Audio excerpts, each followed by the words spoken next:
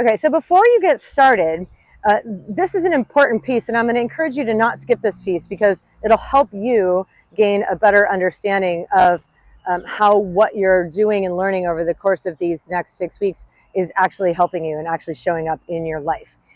So assessment number one, so there's like 4 things that I want you to do before we even start, and then we'll do it again at the end and you can compare. So the first thing that you're going to do is look for a candid photo of yourself from the profile view. And the whole point of this is just to get an idea of like what your posture looks like when you're not thinking about it. I will tell you that when I have seen in the past pictures of myself standing from the side where my head is forward, my shoulders are totally, I think it was like this was my posture. And it was like head forward, shoulders crunched. And I would see that and be like, knowing that it's not ideal, but also not understanding the degree to which I was inhibiting my own ability to move because of this crunched up posture. So be looking for a photograph of yourself from a candid viewpoint like that and see what you notice. What you're going to look for is, how is your head stacked? What are your shoulders doing? Are they hanging straight and square, or are they, pretty crunched over? What are your hips doing? Sometimes you have a forward tilt. Sometimes your tail is very tucked under, that kind of thing. What are your feet doing naturally? Do your toes tend to point out, or do they point in? So make a note of those things. The second thing that you're going to do is a balance check.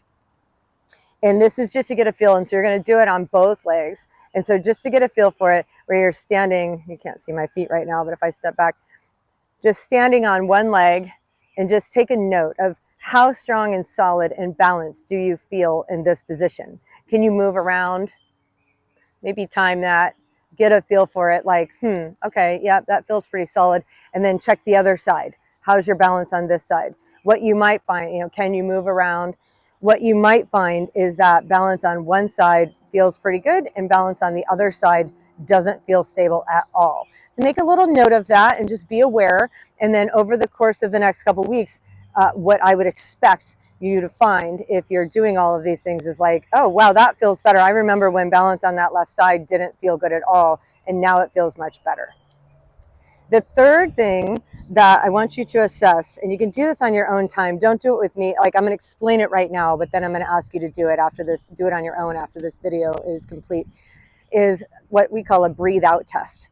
And in the first module where we go through the foundational breathing stuff, we'll talk a lot more about what we're learning about ourselves with this breathe out test, because it's a lot and it's important. But the way that the breathe out test works is that you're going to need some sort of a stopwatch or timer. You can use the timer on your phone, and that's the reason why I'm not demonstrating it to you now, is because I'm using my phone to make this video. But essentially what you're going to do is take 3 normal sized breaths in and out your nose, just sort of like that. At the top of the 3rd breath, you're going to inhale all the way, and then slowly as you can, in fact, you're going to start your timer, slowly exhaling through your nose. And the goal is to see how well can you control that exhale and how long can you extend the exhale. So from the top of the breath, if we're exhaling slowly,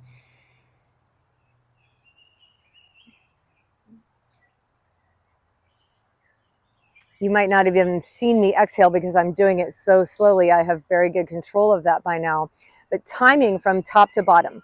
The test is over when you either run out of air, or if you start to feel panicky in some sense, or if you have some sort of other like stress response where maybe you swallow or something like that. So at that point, stop the test. And then note down what that time was.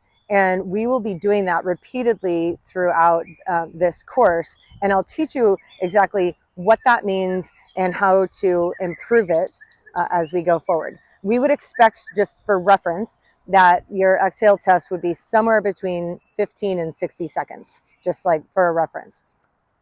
And then the last thing that if you're capable of running right now, if you don't have a running injury and you're able to run, here's a really good test that you'll be able to see the improvement at all levels of your running after you go through this course.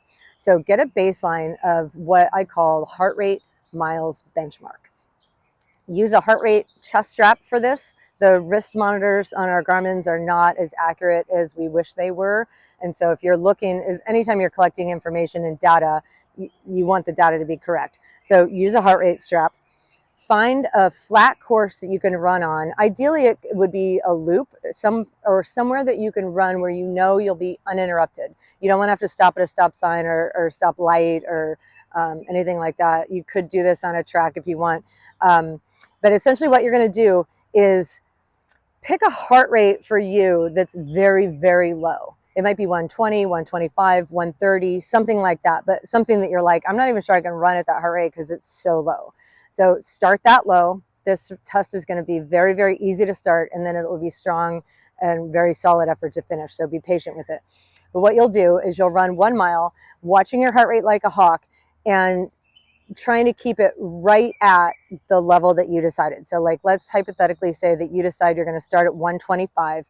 So it might be a walk jog for you, and that's fine. So you're going to walk jog at your heart rate, keeping it like 124 to 126 in that range.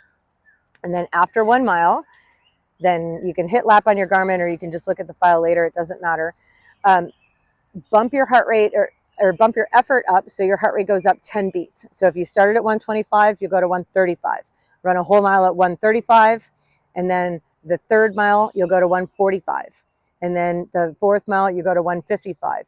And then if you can get another mile at 165, do that. What I would suggest is that you are starting at about, you don't need to go to max on this. I don't want anybody like hurting themselves and going out and trying to run a mile at heart rate 180 if that's like a VO2 max effort for you.